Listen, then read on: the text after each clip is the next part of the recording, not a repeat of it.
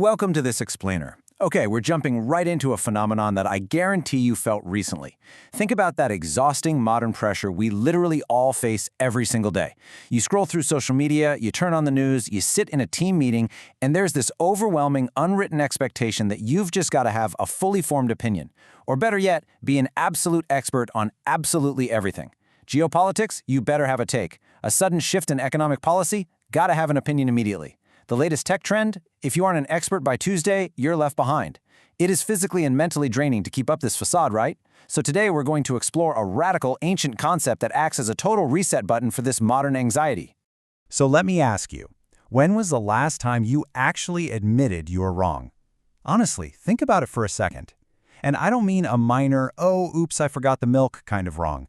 I mean a deeply held opinion where you looked at someone or even just looked in the mirror and said, you know what, I didn't have all the facts and my stance was completely incorrect. It's incredibly rare, isn't it? Our current hot take culture makes admitting ignorance feel like this monumental personal failure. We're terrified of the vulnerability that comes with just saying, I don't know, because society has kind of mistakenly convinced us that ignorance is the exact same thing as weakness. But what if we've got that entirely backwards?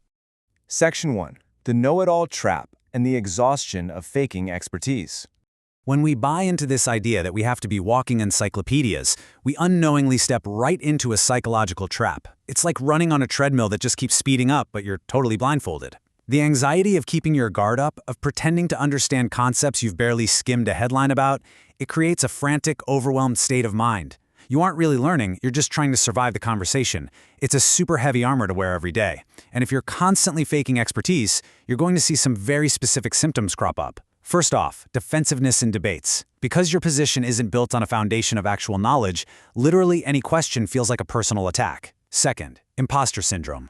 Deep down, you know you're faking it, so you live in constant dread of being found out. Third, a completely closed mind. You can't take in new info if your cup is already supposedly full, right?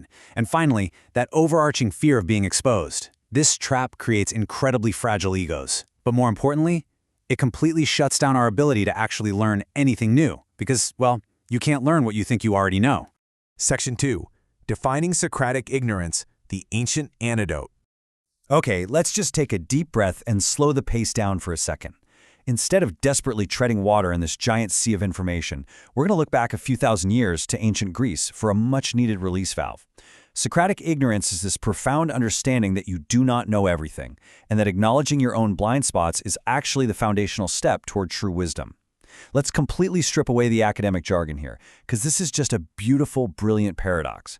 The person who loudly claims to know everything is actually the most foolish because their learning has entirely stopped. But the person who realizes the vastness of the universe and just accepts that their own knowledge is basically a tiny drop in that ocean, they are actually the wisest person in the room. Why? Because by mapping out exactly what you don't know, you are uniquely positioned to actually start exploring and growing. And that brings us to perhaps one of the most famous philosophical summaries of all time, attributed to Socrates. I know that I know nothing. Now, this isn't some statement of defeat. It is a statement of ultimate liberation. It's really the anchor point for this entire explainer. When you truly internalize this quote, it gives you permission to just put down that heavy armor of the know-it-all trap.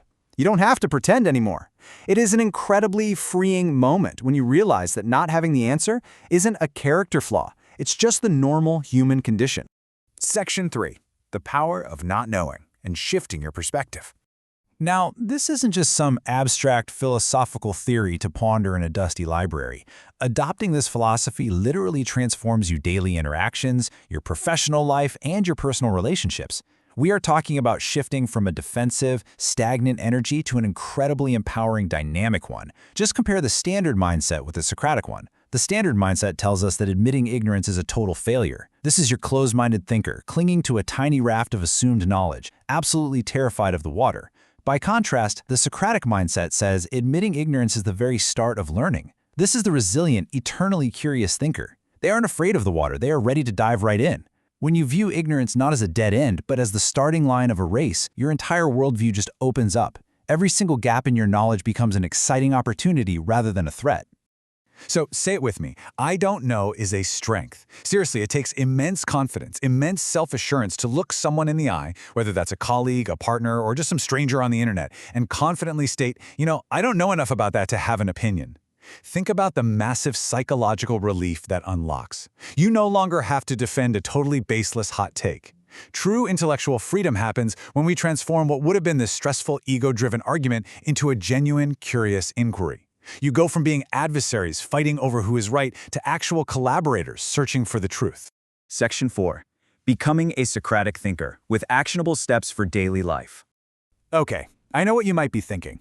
Well, this sounds great, but how do I actually do this when my boss puts me on the spot or when someone is aggressively baiting me in a comment section? It is time to take this ancient mindset out of the clouds and bring it right into our modern meeting rooms and digital feeds. Here are 3 simple, super actionable steps you can practice the very next time you feel that familiar rising pressure to fake an answer. Step 1. Pause and reflect. Don't let the anxiety rush you. Take a real breath and ask yourself, do I actually know the facts here, or am I just reacting? Step 2. Say I don't know. Just say it. Try variations like, I'm not entirely sure, or I need to look into that a bit more before I can give you a solid answer. Notice how professional and secure that actually sounds? And step 3. Ask a probing question. Turn the conversation outward. Say something like, I don't know, but can you explain your perspective on it? Or, what data are we actually basing this on?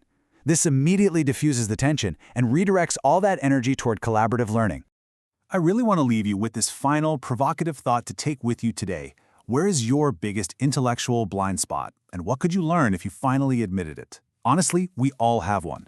Maybe it's a topic at work you've been kind of pretending to understand for a year. Maybe it's a political nuance you've just ignored because it challenges your current views. Whatever it is, I challenge you to find real power in your own ignorance today. Drop the facade, ask the question, and just watch how much wiser you become by simply admitting you don't know it all. Thanks so much for joining me on this explainer, and I will catch you next time.